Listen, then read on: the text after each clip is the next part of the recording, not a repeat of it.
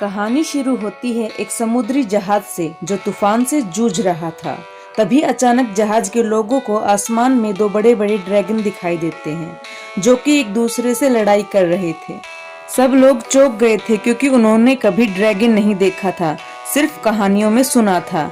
कई देर की झड़प के बाद एक ड्रैगन दूसरे ड्रैगन की गर्दन काटकर उसे मार देता है और फिर आसमान में गायब हो जाता है। मरा हुआ ड्रैगन समुद्र में गिर जाता है। फिर तूफान शांत हो जाता है। अगली सुबह जहाज के कप्तान उनके राज्य के महाराज को जाकर सब कुछ बता देते हैं। तब महाराज का वृद्ध सलाहकार महाराज को ड्रैगन्स के अस्तित्व के बारे में बताता है और कहता है कि बहुत समय पहले इंसान और ड्रैगन एक साथ ही रहते थे, पर समय के साथ साथ इंसान भी बदलते गए। इंसानों ने धरती और समुद्र को चुन लिया, इसलिए ड्रैगन्स ने आकाश को और हवा को चुन लिया। तब से इंसानों और ड्रैगन के बीच एक रेखा खिंच चुकी है। तब महाराज इस पर कार्यवाही करने का आदेश देकर वहां से चला जाता है। महाराज को अकेला देखकर कोई उनका पीछा कर रहा था। तभी अचानक वो पीछे मुड़ते हैं और उनका बेटा एरन अपने हाथ में एक खंजर लेकर भागता हुआ आता है और महाराज के सीने पर हमला करता है। महाराज नीचे गिर जाते हैं। फिर एरन महाराज की शाही तलवार लेकर चला जाता है। वह वहां से कहीं दूर सुनसान जगह पर चला जाता है। तभी उसे कुछ भेड़ियों का झुंड घेर लेता है। एरन अपने पिता की शाही तलवार निकालने की कोशिश करता है, पर वह तलवार नहीं निकाल पाता। अब एरन को लगता है कि वह मरने वाला है, इसलिए उसकी आंखें बदलने लगती हैं। फिर एक भेड़िया उस पर हमला करने के लिए आता है। तभी अचानक कोई उस भेड़िए पर तीर कमान से हमला कर देता है। यह देखकर सारे भेड़िए डरकर वहां से भाग जाते हैं। तब एरन अचानक उस आदमी की तरफ गुस्सैल नजरों से देखता है और बेहोश हो जाता है। फिर स्पैरोहॉक नाम का वह व्यक्ति एरन को उठाकर अपने साथ ले जाता है। होश में आने के बाद स्पैरोहॉक एरन से उसके बारे में पूछता है। तब एरन बोलता है कि वह एक 17 साल का राजकुमार है। उसके अंदर कुछ ऐसा है जिसे वह काबू नहीं कर सकता। इसी के चलते उसने उसके पिता का कत्ल कर दिया।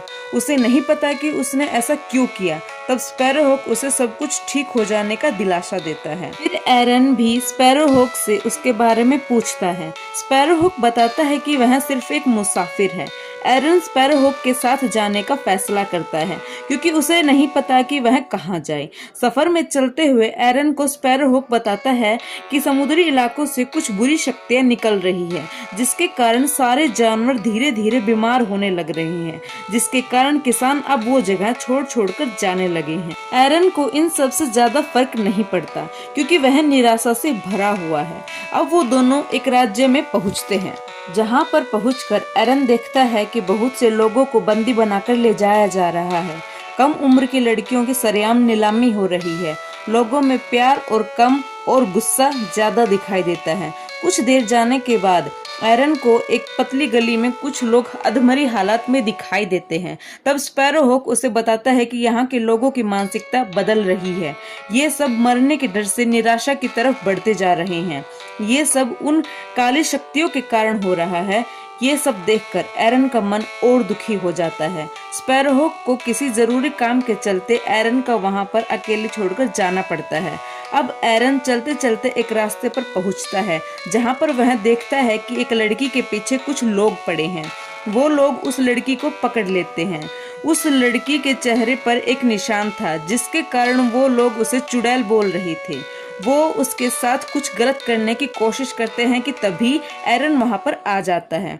तब एरन बिना तलवार निकाले उन लोगों को सबक सिखा के वहां से भागने पर मजबूर कर देता है। उनके जाने के बाद एरन उस लड़की के लिए मदद का हाथ बढ़ाता है, पर वो लड़की एरन के हाथ को गुस्से से हटाकर वहां से भाग जाती है। एरन उसे जाते हुए देखता रहता है। फिर एरन समुद्र किनारे पर पैड़ियों पर जाकर सो जाता है। तब उसे एक सपना दिखाई देता है, जिसमें उसे एक ड्रैगन दिखाई देता है, जिसे देखकर एरन मुस्कुरा रहा था। यह सपना एरन को उस लड़की से मिलने के बाद ही आया था। अचानक से कुछ लोग आकर एरन को लातों से पीटने लगते हैं।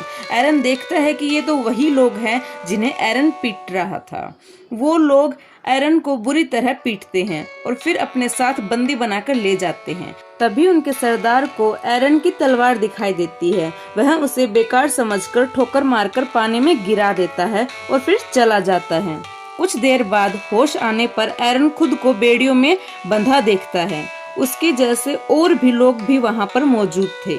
उसे एक बड़ी बैलगाड़ी में ले जाया जा रहा था। तभी अचानक उन लोगों के सामने एक तेज रोशनी चमकती है। एरन को अपने सामने दरवाजे से एक तेज रोशनी वाला व्यक्ति दिखाई देता है। फिर उसे पता लगता है कि वह तो स्पैरोहॉक है। स्पैरोहॉक एरन की बेड़ियों को सिर्फ छूने मात्र से ही तोड़ देता है और अपने साथ एरन को ले जाने लगता है। तब एरन स्पैरोहॉक को दूसरे लोगों की मदद करने के लिए कहता है। स्पैरोहॉक कहता है कि वो दरवाजा खुला है, अब ये उन पर निर्भर करता है कि वो क्या करेंगे। फिर वो दोनों वहाँ से चले जाते हैं। स्पैरोहॉक एरन को लेकर पहाड़ की चोटी पर बसे एक घर में लेकर जाता है। दरवाजा खटखटाने पर एक औरत दरवाजा खोलती है। वो उन दोनों को अंदर बुलाती है और एरन की पानी से सिकाई करती है। उस औरत का नाम तेनार है। फिर तेनार और स्पैरोहॉक बैठकर बातें करते हैं। वो दोनों एक दूसरे को बहुत पहले से ही जानते हैं। उनकी आवाज सुनकर वहां पर एक लड़की आती है। तब तेनार उस लड़की के बारे में स्पैरोहॉक को बताती है कि उस लड़की का नाम थेरू है। वह कुछ साल पहले ही तेनार के पास आई थी।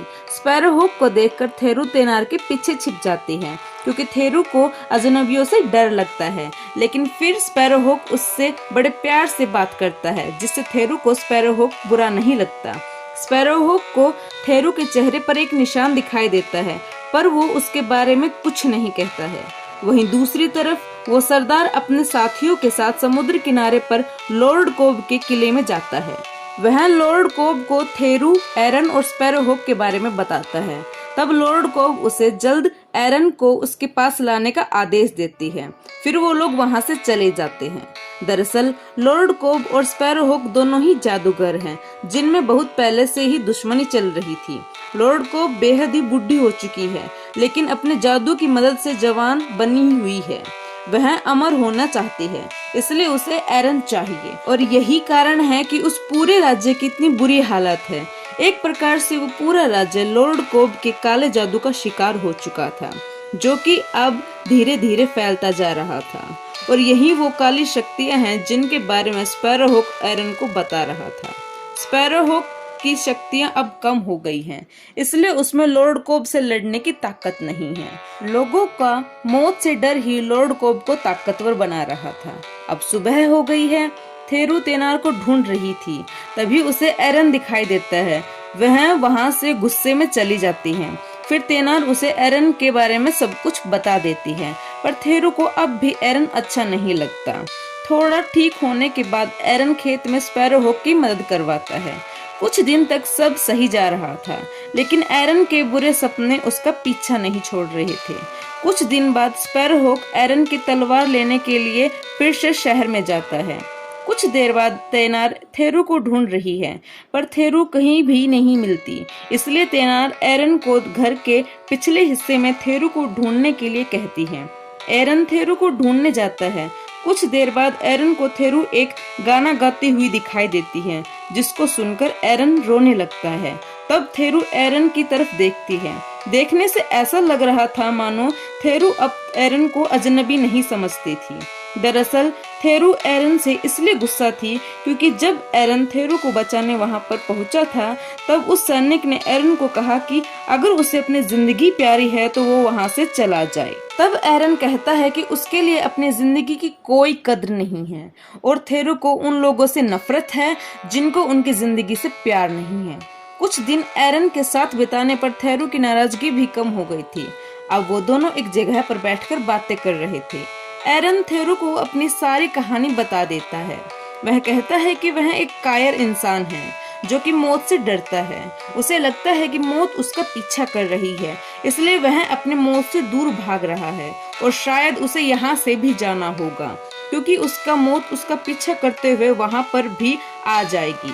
थेरू एरन को दिलासा देती है कि सब ठीक हो जाएगा, हर किसी को कभी न कभी तो मरना ही है, तो मौत से क्या डरना। अगली सुबह थेरन एरन को सब जगह ढूंढ चुकी है, पर उसे वो नहीं मिलता। तब थेरू समझ जाती है कि एरन वहां से भी जा चुका है, जिसके बारे में उसने कहा था। कुछ समय बाद लॉर्ड कोब के सैनिक तेनार के घर पर पहुंच जाते हैं। वो उनसे स्पैरोहॉक के बारे में पूछते हैं। तेनार उन्हें बताती है कि स्पैरोहॉक कहीं पर गया हुआ है। तब वो सैनिक तेनार को अपने साथ ले जाते हैं और थेरू को कहते हैं कि स्पैरोहुक को कहना कि अगर उसे तेनार चाहिए तो वह लॉर्ड कोब के किले में आ जाए। अब शाम हो गई है। एरन अपने रास्ते पर जा रहा था, तभी उसे उसी का ही एक दूसरा रूप दिखाई देता है। वह उससे डरकर भागने लगता है और भागते भागते बेहोश हो जाता है। तब वह साया एरन के पास जा ही रहा था कि वहां पर लॉर्ड कोब आ जाती है, जिसे देखकर वह साया पीछे हट जाता है और लॉर्ड कोब एरन को अपने साथ ले जाती है और वह साया देखता रह गया। उधर थेरू बंधी हुई थी, पर उसने जैसे तैसे करके अपने आप को छुड़ा लिया। वह स्पैरोहुक को ढूंढने जाती है, तभी उसे स्पैरोहुक दिख जाता है। वह स्पैरोहुक को तेनार और एरन के बारे में सब कुछ बता देती है। तब स्पैरोहुक थेरू के हाथ में तलवार पकड़ाते हुए कहता है कि जब एरन आए तो उसे यह दे देना, और फिर किले की तरफ चल देता है। कुछ देर सोचने के बाद थेरू एरन को ढूंढने का फैसला करती है। कुछ दूर चलने के बाद उसे एरन दिखाई देता है, जो थेरू को देखकर आगे चला जाता है। थेरू भी एरन के पीछे भागने लगती है। थेरू समझ जाती है कि एरन उसे उसका पीछा करने के लिए कह रहा है। उधर स्पैरोहुक भी लॉर्ड कोब के किले में पहुंच जाता है। स्पैरोहुक लॉर्ड कोब से कहता है कि वह अब आ गया है तो वो तेनार को छोड़ दे। तभी स्पैरोहुक पर एरन तलवार से हमला करता है, पर स्पैरोहुक एरन को काबू में कर लेता है। स्पैरोहुक जान गया था कि कोब ने एरन पर कालो जादू कर दिया था, इसलिए स्पैरोहुक एरन को समझाने की कोशिश करता है। एरन भी धीरे धीरे ठीक हो ही रहा था कि पीछे से कोब के सैनिक स्पैरोहुक पर वार करके उसे रस्सियों से जकड़ लेते हैं। कोब स्पैरोहुक को कोठरी में डालने की इजाजत देती है और एरन को अपने साथ ले जाती है। वो सैनिक स्पैरोहुक को एक कोठरी में बंद कर देते हैं, जिसमें तेनार भी थी। तेनार को वो कोठरी वैसी ही लगती है जिससे कई साल पहले स्पैरोहुक तेनार को बचा कर लाया था। तभी से ही तेनार और स्पैरोहुक में गहरी दोस्ती है। उधर थेरू और एरन भी चलते चलते लॉर्ड कोब के किले के सामने पहुंच जाते हैं। एरन थेरू को कहता है कि वो एरन को बचा ले। थेरू को कुछ समझ नहीं आता, क्योंकि एरन तो उसके सामने खड़ा है। तब एरन उसे बताता है कि वह एरन की बस एक परछाई है। एरन बचपन से अपने आप से दूर होने लग गया था। उसका दिल धीरे धीरे दुखों से भरने लग गया था और एक दिन उसके दिल की जगह काले अंधेरे ने ले ली। उसका दिल यानी वह परछाई एरन से अलग हो गई। फिर वो थेरू को गले लगाकर कहता है कि थेरू ही एरन को जीना सिखा सकती है। तब थेरू परछाई को कहती है कि वही एरन है। यह सुनकर वह थेरू को कहता है कि वो एरन को उसके असली नाम यानी लेबनान कहकर बुलाए और अब थेरू को जल्दी से एरन के पास जाना चाहिए और वह भी थेरू के साथ रहकर उसे रास्ता दिखाएगा और वह गायब हो जाता है। फिर थेरू हाथ में एरन की तलवार लिए उसे ढूंढने के लिए चल देती है। जैसे तैसे करके वह एरन का कमरा ढूंढ लेती है। थेरू एरन के कमरे में जाती है और उसे तलवार देते हुए कहती है कि वो स्पैरोहुक और तेनार को बचा ले, पर एरन को इस सब से कोई फर्क नहीं पड़ता। तब थेरू एरन को समझाती है कि खुद के लिए नहीं तो एरन को उनके लिए जीना होगा, जो उसके लिए फिक्र करते हैं, जो उसके अपने हैं। इसे ही जिंदगी कहते हैं। फिर थेरू एरन के गले लगती है और उसे लेबनान कहती है। अपना असली नाम सुनने के बाद एरन होश में आ जाता है। ऐसे ही धीरे धीरे थेरू एरन में जिंदगी को जीने का उत्साह भर देती है और फिर वो दोनों स्पैरोहुक को बचाने के लिए चल देते हैं। चलते चलते उन्हें दिखाई देता है कि कोब अपने सैनिकों के साथ मिलकर स्पैरोहुक को मारने की तैयारी कर रही है। वो दोनों उन्हें बचाने के लिए भागते हैं। उधर कोब तेनार को स्पैरोहुक को धक्का देकर मारने को कहती है, पर तेनार रुक जाती है और तभी एरन और थेरू वहाँ पर पहुँच जाते हैं। कोब एरन को होश में देखकर चौंक जाती है। फिर वो अपने सैनिकों को हमला करने के लिए कहती है। तब एरन अपने पिता की तलवार से प्रार्थना करता है कि वो एरन को उस तलवार को निकालने दे और फिर एरन तलवार को मयान में से निकालने में कामयाब हो जाता है। कोब यह देखकर चौंक जाती है कि वो तलवार जादू से अभिमंत्रित है। शायद इसके बारे में स्पैरोहुक भी जानता था, इसलिए वो उसकी तलवार लेने के लिए शहर गया था। एरन अपने तलवार से सारे सैनिकों को हरा देता है। फिर वह कोब की तरफ बढ़ता है, पर कोब अपने जादू का इस्तेमाल करती है। पर एरन फिर भी हिम्मत करके कोब का हाथ काट देता है, जिससे एरन का जादू भी टूट जाता है और कोब भी असली रूप में आ जाती है। पर वो थेरू को पकड़ लेती है और किले के सबसे ऊपरी हिस्से पर चली जाती है। वह अपने हाथ को भी ठीक कर लेती है। एरन भी कोब के पीछे पीछे जाता है। कोब थेरू को मारने की धमकी देती है, पर एरन कोब को समझाता है कि कोब कभी भी अमर नहीं हो सकती, उसे अपनी सच्चाई को अपनाना ही होगा। पर कोब नहीं मानती। कोब थेरू का गला दबाकर उसे मार देती है। थेरू को मरा देखकर एरन को झटका लगता है, पर अचानक थेरू खड़ी हो जाती है। तब कोब को समझ में आता है कि थेरू ही अमर जिंदगी दे सकती है। वह थेरू से जीने की भीख मांगती है। थेरू एक ड्रैगन में बदल जाती है और कोब को मौत के डर से हमेशा के लिए आजाद कर देती है, यानी उसे मार देती है। फिर थेरू वहां से चली जाती है, लेकिन एरन भी थेरू के पीछे पीछे वहां से नीचे कूद जाता है, पर थेरू उसे अपने साथ लेकर हवा में उड़ जाती है। थेरू की इस सच्चाई के बारे में स्पैरोहॉक तभी जान गया था जब उसने थेरू को पहली बार देखा था, पर किसी को बताना मुनासिब न समझा। तेनार और स्पैरोहॉक भी वहां से चले जाते हैं। धीरे धीरे सारे शहर से काला जादू टूट रहा था। अब तेनार, स्पैरोहॉक और एरन थेरू एक साथ रहने लगते हैं। कुछ समय साथ बिताने के बाद एरन स्पैरोहॉक के साथ तेनार और थेरू अलविदा कहकर अपने नए सफर के लिए चल देते हैं और यहीं पर मूवी खत्म हो जाती है। यह मूवी स्टूडियो गिबली की सबसे नापसंद किए जाने वाली मूवी है। इस मूवी को स्टूडियो गिबली के ओनर हयाओ मियाजाकी के बेटे गोरो मियाजाकी ने बनाया है। इसे अर्थ सी बुक सीरीज के 3 भागों को मिलाकर बनाया गया है। कई फैंस का कहना है कि इसमें एनिमेशन अच्छा नहीं है, स्टोरी बोरिंग है। इस मूवी का एनिमेशन गोरो मियाजाकी के पिता के एनिमेशन जितना अच्छा नहीं है। किसी का तो ये भी मानना था कि मूवी स्लो है, बेहद ही स्लो है। मेरे अनुसार भी यह मूवी थोड़ी स्लो है, पर कुल मिलाकर देखा जाए तो ये इतनी बुरी मूवी भी नहीं है। इस मूवी में जिंदगी के प्रति जो फैक्ट दिखाया गया है वह बहुत ही अच्छा है। इस मूवी को हयाओ मियाजाकी के बजाय उनके बेटे गोरो मियाजाकी ने बनाया है। उसका मुख्य कारण ये भी बताया गया है कि जिस वक्त इस मूवी को बनाने की तैयारी चल रही थी, उस वक्त Hayao Miyazaki house moving castle जैसी मूवीज में बिजी थे, इसलिए इस मूवी को बनाने का जिम्मा उनके बेटे गोरो मियाजाकी ने लिया। मुझे तो यह मूवी कुल मिलाकर अच्छी लगी है और आपको ये मूवी कैसी लगी ये आप पर निर्भर करता है, क्योंकि सबके अपने अपने विचार होते हैं। तो आज की ये वीडियो यहीं पर ही एंड होती है। अब हम आपसे मिलेंगे अपनी अगली वीडियो में। तब तक जिंदगी जी भर के जिए और देखते रहिए हमारी वीडियोस। आपका धन्यवाद।